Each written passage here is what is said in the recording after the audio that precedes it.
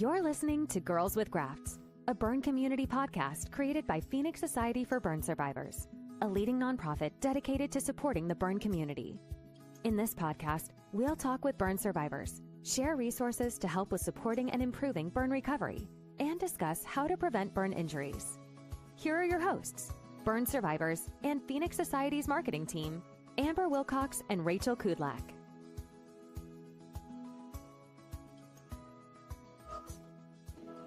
Hello and welcome back to Girls with Grafts. I am Rachel Kudlak. I'm one of the hosts of the podcast. And I'm starting off this podcast on my own, but don't worry, Amber's going to be hopping on here shortly if she can. So many episodes, so many great guests. It can be a little difficult at year end to get all of our schedules aligned. So she'll be joining us here momentarily, but we do have a fantastic guest joining us today. So before I introduce him, let me give a quick shout out to today's podcast sponsor. So today's podcast is powered by the National Fire Sprinkler Association. NFSA aims to protect lives and property through the advancement of fire sprinklers. You can learn more about them, about fire sprinklers, fire advocacy, and how to get involved by visiting nfsa.org. So like I said, we have a fantastic guest on. I'm really excited to have him on the podcast today. So we have Dr. Tam Pham, who is a highly accomplished surgeon specializing in burn and trauma care with extensive academic and clinical research. Currently, he is a professor and director of the University of Washington Medicine Regional Burn Center at Harborview Medical Center. A graduate of the University of California, Dr. Pham pursued rigorous postgraduate training, including a general surgery residency and fellowships in burn care and surgical critical care at the University of Washington. His academic contributions are significant with numerous published research papers, including studies on critical care and telemedicine applications in burn care. Dr. Pham also has been honored with numerous awards and is dedicated to advancing burn care.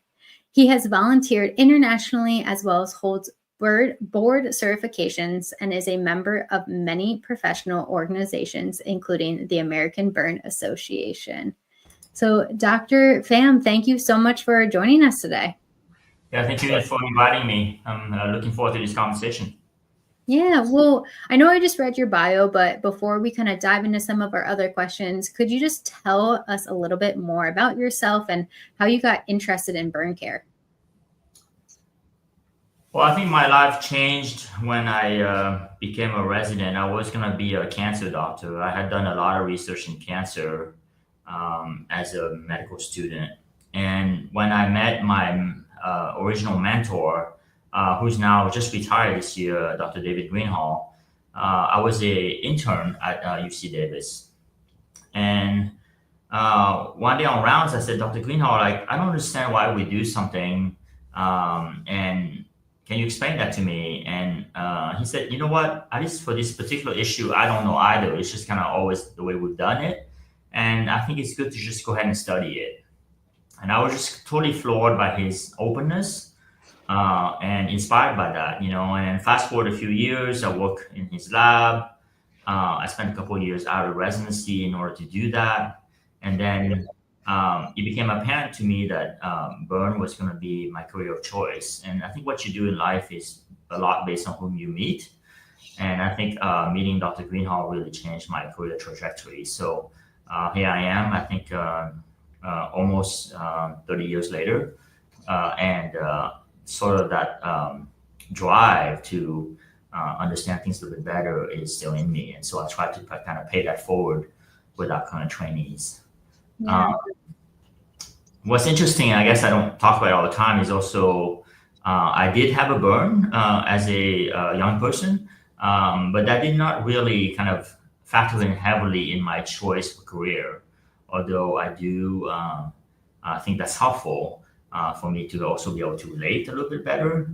So that's something that I'm happy to kind of talk about a little bit too. Yeah, I would love to dive a little bit more into that. Do you think maybe that burn in general caused you to want to pursue a career helping others, even if you didn't think that was going to be in burn care? But do you think that kind of led you on this medical path? I don't know. I mean, I think I had a lot of experiences that survivors talk about. And this is funny. I'm happy to explore that a little bit more in this conversation because I actually don't know the answer. But I actually don't call myself a survivor because my burn was relatively smaller compared to some of the burn patients that we treat. And so I never called myself that, but I did experience a lot of the image issues. I had a burn on my leg. It was, I was an infant at that time. And it caused a significant scar on my leg.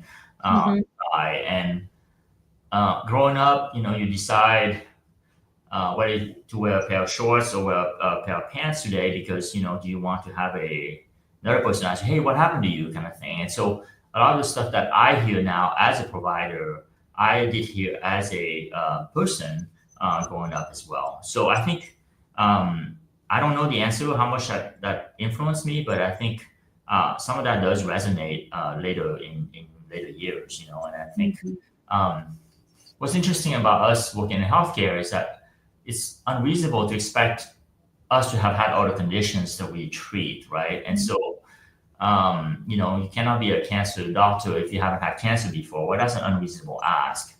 But at the same time, like if you happen to have had a similar experience, something adjacent, I think it can only help you relate. We've had providers and trainees now providers in burns who have had those experiences, and I think at least they get a lot more out of it sometimes is what I can say about what they do. There was a session at the American Burn Association meeting about that this past year, and that was sponsored by Dr. Cortado, and he was featured on your prior talk, and it reminded me of that.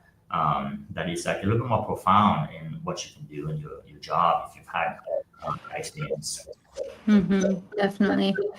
Is that something that you disclose to your patients, or is it kind of a case by case if it feels appropriate and right to share that personal journey? I just wonder how, you share that with your patients, if you do at all.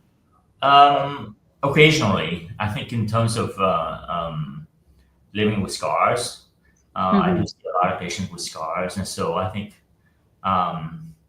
maybe it helps me so-called get street cred a little bit, I guess, to be able to talk about something that you've experienced yourself, but also to describe like the hope that you can have as your scars mature, your scars get better, your scars become a lot more faint.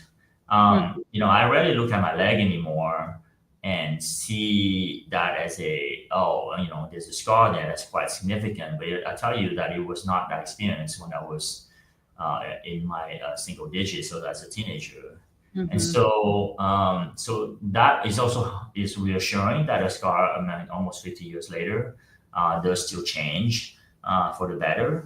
And I can say that with comfort because that's my body, and I'm able to kind of relay that. That's not everyone's experience for sure, and I think it's just a one way to maybe break the ice for sometimes, but it's not something that I put up front and center. And like I said, I don't call myself a survivor, and that's a very interesting choice. I guess I've always maybe felt a slight imposter syndrome on that because like all of a sudden it's like, you have a burn that like you would have survived anyway. This happened when I was growing up in Vietnam. I'm not sure how much I even went to the hospital. My parents tell me very little about that event, told me very little about that event. So I had a resulting scar. So like, you're a burn person with a scar, but it's not like I survived an injury, it's, at least for me, it's not to the same extent that like some other patients that have had a chance to share their journey, as a provider. No, I relate to that. I obviously my burn injury was a little bit larger. I was 30% burned, but I was burned as a child. And I obviously have a lot of memories of those ongoing surgeries that I went through, but, I don't have any memories from that initial accident.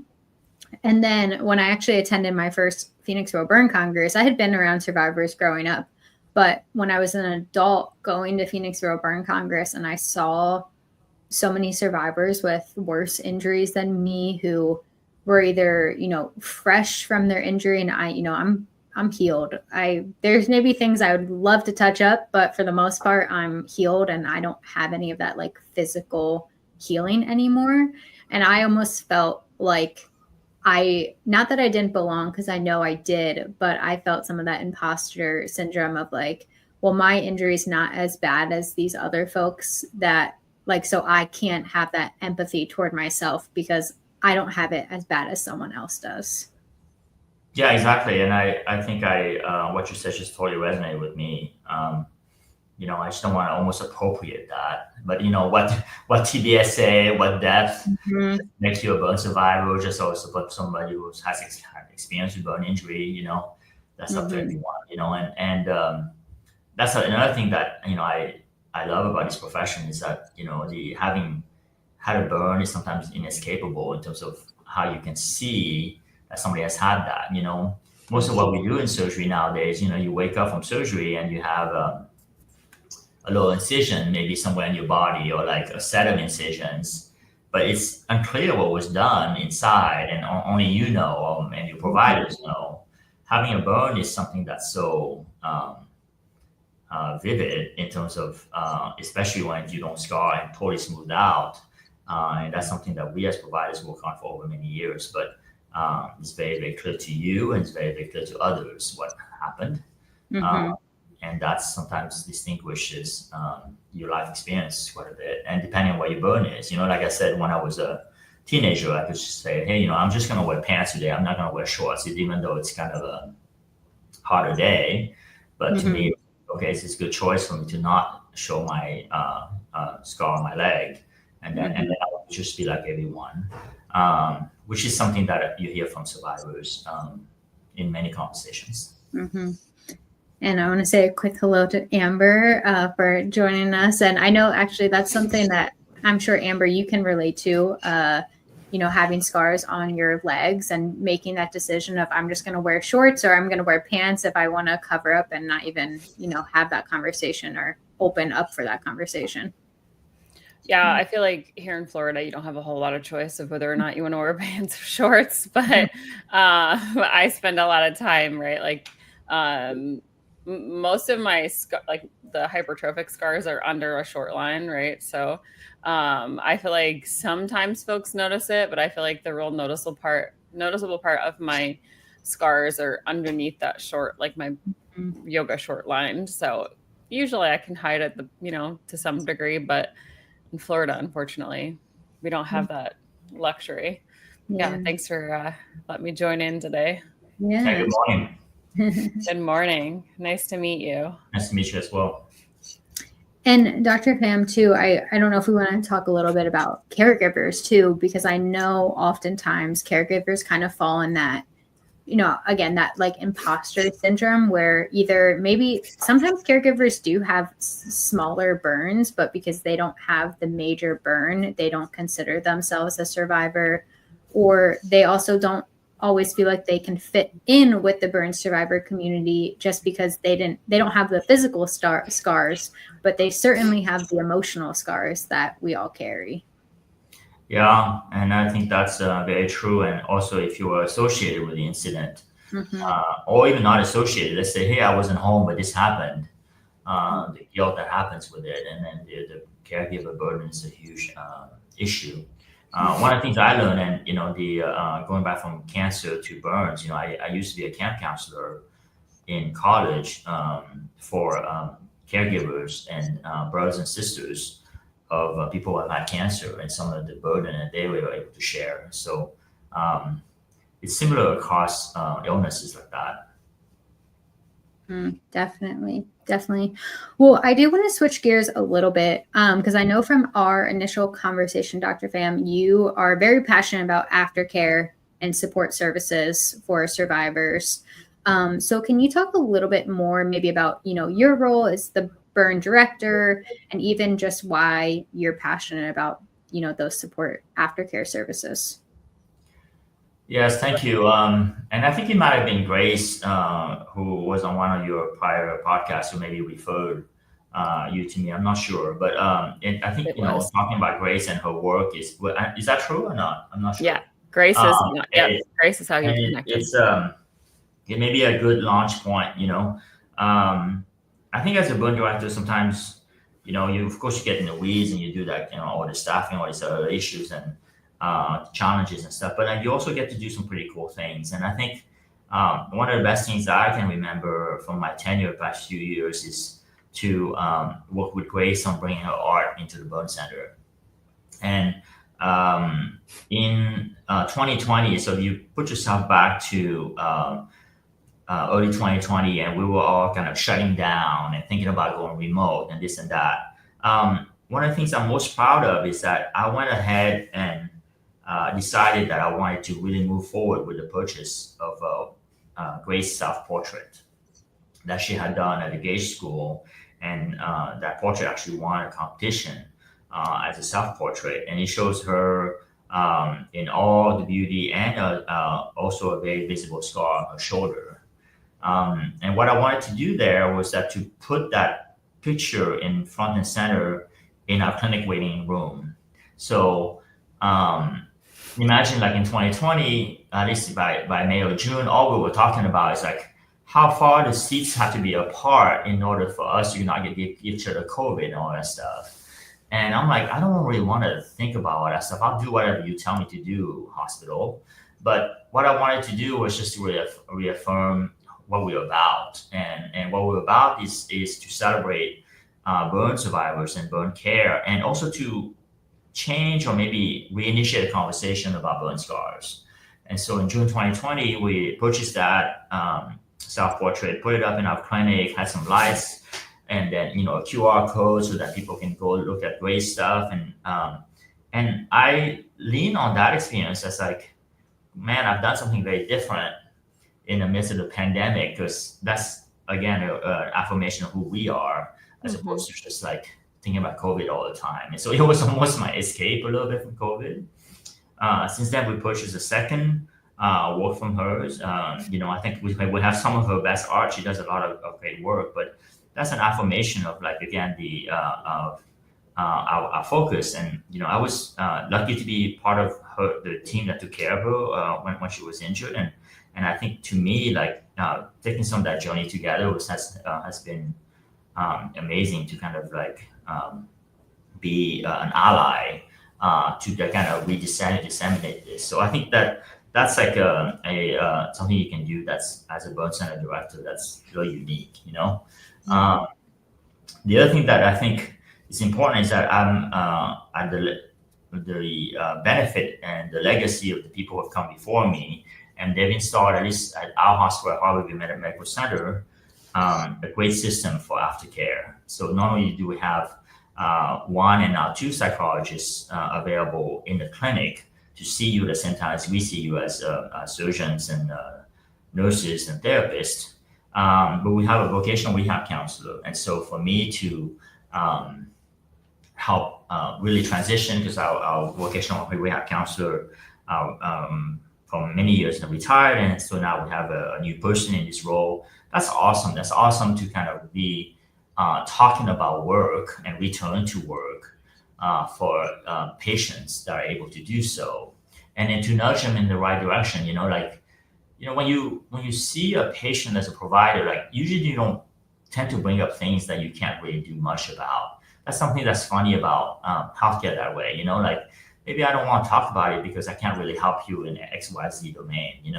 But it could help you because I have this person who's really trained, who knows how to talk to you as a employee, talk to an employer, fill out a lot of forms that I just put my signature on, but they know what that all means. And then to advocate and to counsel, that's just so powerful. And so I think our return to work emphasis is something that I'm really proud of having sustained, something that started in the 1990s. And now, 25 years later, we're still putting our resources to bear. Another thing we're working on, and I'm hoping we're going to partner with the Phoenix Society at some point, is a recovery app. And so to do that, we will have to continue to kind of create community. We're talking about how to do forums a little bit better. We're talking about even just giving you some advice on how to buy your dressings and how to prepare for your wound care. And at the same time, you can toggle to the other screen and talk about self-image and body image and things like that. So that's something that I think we've heard a lot from our group of burn survivors here, is that the first encounter, we do a great job. And after that, there's a little bit of a void, especially when you go home and then you don't know what's going on. You don't know how to navigate the space of the recently injured, I want to get better person.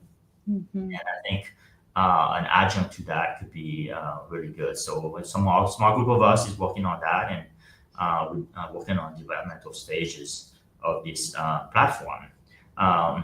What we've done is to have a user interface approach in order to make that as possibly as usable as possible, and sustainable, because a lot of things get developed, but very few things are used, and so we want to have a different approach. So we will approach you more formally soon if we get to that stage in the near future of development. So I think as a burn director, I think the biggest investment I can make is in the people, because that's our most important resources.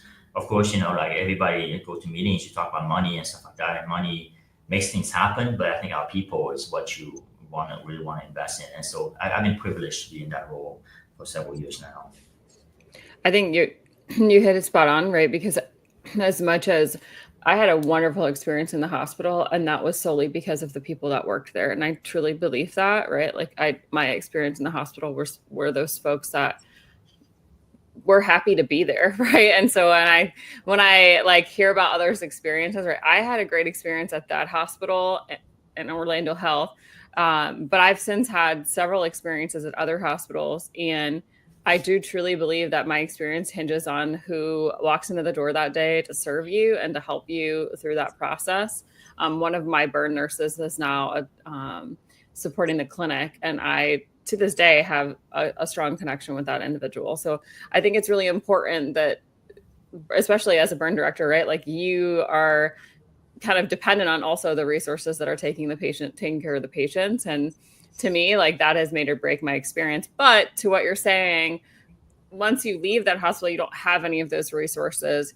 And that is a very scary thing to be, as somebody who was an adult burn survivor, right? Leaving the hospital was not what we anticipated. And then when we got home, and it was very much a, like, excuse my language, but an oh shit moment, like, of what are we doing, right? And my husband actually one night did have to call the burn unit, like to say, like, I don't know what to do with her. Like, she's upset. I don't know if I should bring her back in. Like, and that, I think that happens probably more than we even think. And luckily, like, my husband's the type of person to reach out and look for resources, but I don't think everyone is. And so I think it's really important to have a lifeline like that to just look things up and be able, because especially when it's 3 a.m. in the middle of the night, that's how I found Phoenix Society, was because I was uncontrollably itching. I couldn't sleep and I was beside myself. And I think it's a mix of both, right? You have to have great people to care for your survivors, but what happens when they leave and they don't have you there? Like, there's an element of, I really need some support, and the support that I'm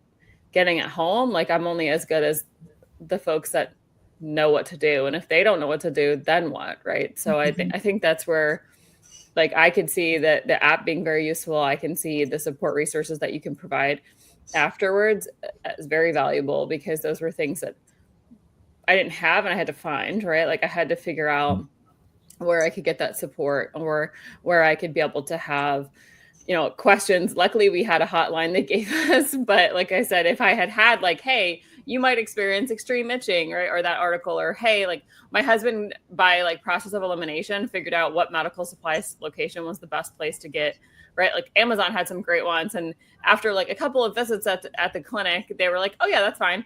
But until we like needed them and had to go look for them, you don't know. So having a recommendation from somebody of like, hey, yeah, that's fine on Amazon. It's just a helpful resource. So I can completely vouch for, like, had I had an app to be able to like answer FAQs or figure things out, it would have been 10 times easier for me. Yeah, there's a lot of things that I've learned over the years, just like talking to survivors, and that things that I have no idea about. That's why community is so important. Like, and then these forums idea of how to connect people to the issues that matter. Something as simple as like, I guess not simple. Let me take that back. Something as complicated as like, my house burned down, or part of my house burned down is unlivable, and now I need to find another place to stay.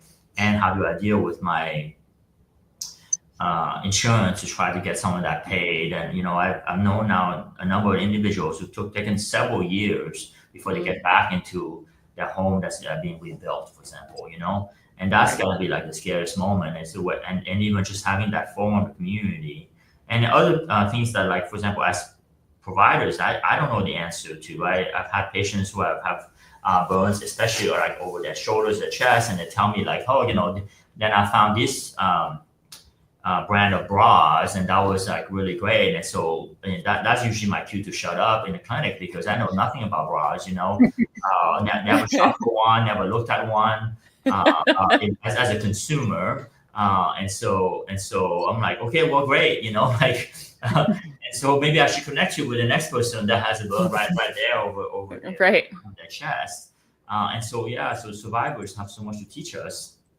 And I think that form of community, it has to be vibrant, and yet it has to be moderated too, so that people can have some positive exchange and be uplifting in general. So that's the thing that we are trying to figure out. And I think there's no way that we can do that without a partnership with you. Mm-hmm. Yeah, no, I love, even just with the bras, and that, firsthand experience and sharing what works for you may work for someone else. And, that's why we advocate all the time for folks to share their story and join, like we have Facebook groups and peer support chats where folks are always like, lotion tends to be a common one of like, what lotion is everyone using? I know like bio oil always comes up as like a must love from our community, but that common experience story sharing is just so, so important, especially for the burn community. I mean, I know we're small, but we're mighty, and, not many folks know about us until you're a part of us. And then you have to, we have to help each other. That's the only way, our community is going to get better.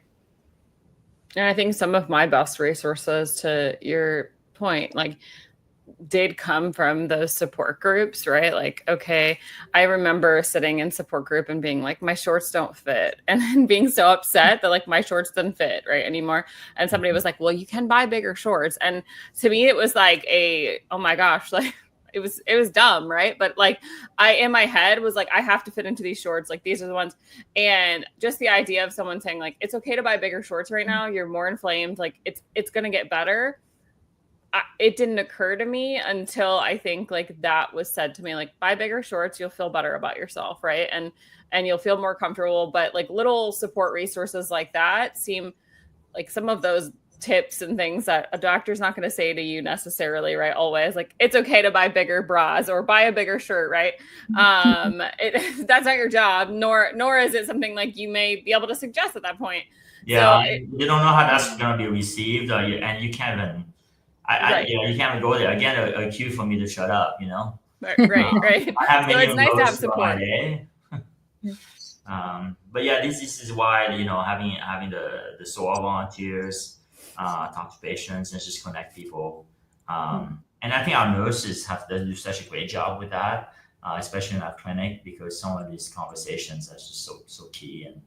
And you see that on the feedback that the hospitals, the patients give back to the hospitals in their written feedback. Mm-hmm. Definitely. Speaking of SOAR, let's talk a little bit about that. So if we have other burn centers listening, why would you recommend a burn center become part of the SOAR program? And what does that program mean to you? Well, I think it means all the things that I'm able to talk up to, which is the medical side, and then the rest is the life. And life is not something that we as providers have as much experience with. And so, we do part of the road, and we want to kind of continue that journey together as clinicians and as a support. But the SOAR volunteers, and it's something we've been supporting for so many years, and it's run through our psychologists in the burn center, do the rest so well, which is the support.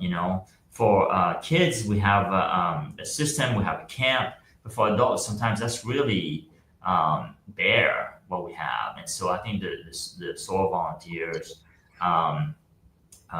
do that. They explain to you how to kind of like get your life back in some ways. So I have no illusion that my ability to provide more medical care gets people back to life. The medical care is medical care. And so that's that. And I think the SOUL program has been pretty cost effective, if I remember correctly. Some of that training now, if not all, can be done remotely. And so that's been, I think one of the positive things with some of the changes in the pandemic. And so I think that's money well spent from if I put my burn director hat on how to do that. Mm-hmm. Absolutely. Yeah. And I mean, one thing, Dr. Pham, I just appreciate about you in this conversation is, the passion you do have for supporting survivors after they leave the hospital. Because unfortunately, you don't always see that from everyone. And sometimes even for a survivor and caregiver, the goal is just to get home. It's like, well, once I leave the hospital, I'm healed and things will go back to normal. But then you get home and you realize, well, there's a new normal and it's not here right away.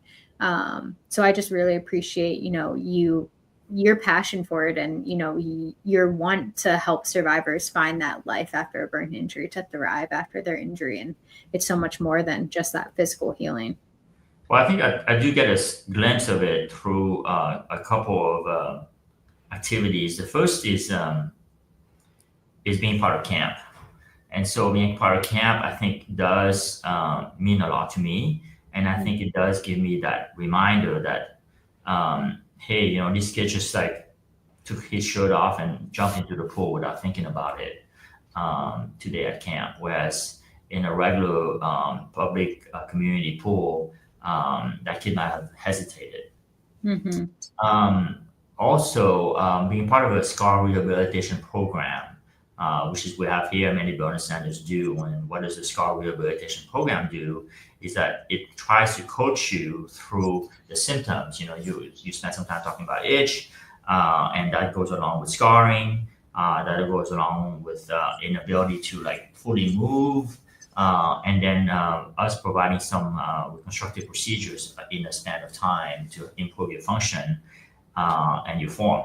So I think being part of that and now providing, for example, the CO2 laser to reduce symptoms and have the skin not be so tight has allowed me to kind of be more on that journey with patients than before. And it was funny because when you go to camp, for example, and you see the kids they'll say, "Hey fam, how you doing?" kind of thing. Maybe you get a hug from a few of them, but my relationship was never as close as it was like the therapist with the kids, and so they come with a therapist and huge hugs, like how's it going and stuff, and they start right away talking as if they almost never interrupted their time together. It's because you realize that the therapists, the physical therapists, occupational therapists, and other provide a lot for the survivors over time. And you as a physician don't provide nearly as much as the time went on. And so I think with the scar rehabilitation program, we have a place now as physicians in the care of patients that reconstruction surgeons have always had. I think we can insert ourselves in that conversation. And I think that's a very fulfilling journey to take together. Because you watch people get better, why is it so great to be part of this field? Is that you watch patients get better, and then you try a few things, and patients do. You get a lot more recovery, a lot more smiles, a lot more positive interactions, and people do get better, and that's amazing to see. Had I gone and stayed with cancer, I think it might have been similar, but maybe not. I just imagine cancer is like you waiting to see whether you're going to have a recurrence or not. It's a malignant disease. It's like waiting for the next shoe to drop sometimes, doing surveillances where let's get a CAT scan, make sure you don't have any new growth or whatever. Whereas like in burns, you do have the occasional patient that does develop malignancy, but otherwise, in general, people have a chance to get better, which is so fulfilling to be just to take a little part of the journey with them on that. And, especially when you take care of kids, I've been part of their care for like a decade or more. Or you have some people who come to your clinic and say, hey, I was burning in the 1960s. Hey, what can you do for me for this spot? And that's also like, especially when people fly down from Alaska or drive over from Montana or Idaho, fly over, whatnot. People vote with their feet, right? They come because they hope that you have something to offer. And so to be able to even just give a glimpse of hope is really fulfilling that way. Mm-hmm. I love that. Well, I know we are coming up here on our time, and we do want to ask you our 2 final questions, but I did just want to see if there's anything else you wanted to share with us and our listeners, whether it's about your role or anything, any advice, tips, anything you want to share before we close out. No, I think, we hit on some of the important portions. And again, I cannot thank you enough for being part of this. I think this is a very personal conversation. So it's interesting that's going to be on a podcast. So that's something that I'm like, you're talking to 2 people and then now you just open it up to a podcast. So it's special that way, I guess. Definitely. We appreciate your vulnerability because it's not always easy to open up. Right. You see the medical side of a doctor, but not always just their passion for the work. So we appreciate it very much. Well, with that, we always ask 2 final questions. My question for you today is, what is one thing that you'd want the world to know about yourself as a burn care professional? Well, I don't know. The more I practice this, the less I know. I don't know if I believe that. I think that, I went into this because I felt that as a field, what we provide is still quite rudimentary compared to other fields. Like I was mentioning to Rachel early in our conversation, it's always very visible that you've had a burn, and so we'd like to kind of diminish that over time. And we're finally seeing that with some of the new technologies that are coming out. People are working on better skin substitute, better coverage and stuff like that. And I think have that hope that I think our technologies and the providers willing to adopt them, I think it's going to usher more solutions for people even after they've had injuries many years ago. And I think that's something that's worth paying attention to, And the ability to also mitigate symptoms. I always thought that, unless you take care of people long term, that you think, oh yeah, itch is a short term thing. Well, actually, it's probably not for many people. And so now we have technologies that can help with that somewhat, where people can have the itch reduced by a therapy such as CO2 laser. We didn't have that necessarily 10, 15 years ago, so widespread. So that's a lot of hope that we have in our field. Yeah, the technology advancements are always shocking to me. And yet you have to be respectful of what people are ready for, and sometimes going back to what I was thinking about and sharing with you about Grace's paintings, sometimes I look at these paintings and I fail to get beyond my medical side, and I look at someone's scar. It's like, oh man, I wish if this person would want to come back and maybe we can offer them something. But that's of course not my place to say or whatnot, and what people are ready for or whether they even want something. So I think you have to kind of separate the two because as this evolves and you're able to provide more. People are where they are in life, and it's up to them to know that their doors are open. No, I love that. I don't want to dive too much more into that, but I will share, and Amber and I both had similar situations with lasers specifically of where, sure, our medical teams probably would have let us keep coming back and wanting us to do more, but we both were just like, you know what, we're done with this. We're happy with how things look and how things feel. And maybe we can revisit that down the road. But at that moment, we both were like, not anymore, not right now, at least for us. So, I appreciate that. Big difference between a survivor and a patient. And that is in our goal for our scar rehabilitation program, is that we just want to insert ourselves in your life in a small way only, so that you're not a patient primarily, you're a survivor, a person striving, a person returning back to activities that you love to do. And then once in a while, you take a little time to kind of spend a little time with us, but that doesn't really define you as much. It's what we're hoping. I love that. Well, I know it is time for our final question, which is our Phoenix Partner question today, sponsored by NFSA, a premier resource for quality education in the fire industry. So the question is, what is one word you would use to describe the burn survivor community? Oh, definitely resilient.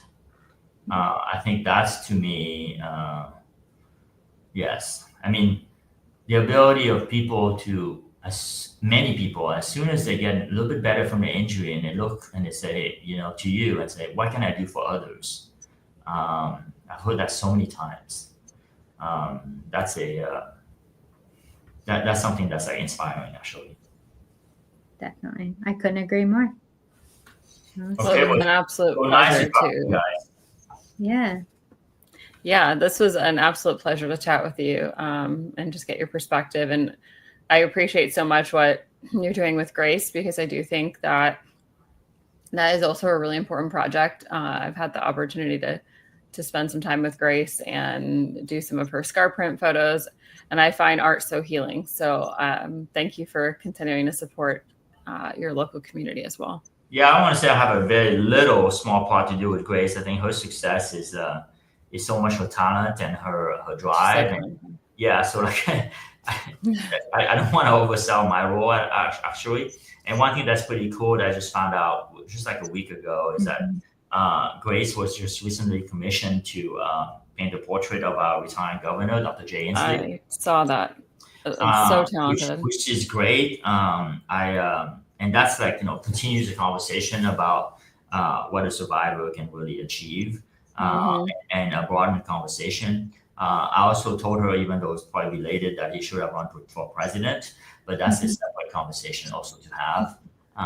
And a joke that many of us in Washington State have about, he's only in his early 60s, so maybe, he can both commemorate his time as a governor and maybe also aspire for more. So that's right. Maybe she'll be painting a future president. So. Well, it was a pleasure getting to meet with you. Thanks so much for your time today. We appreciate it so much. All right, you guys take care. Thanks. Bye. Bye.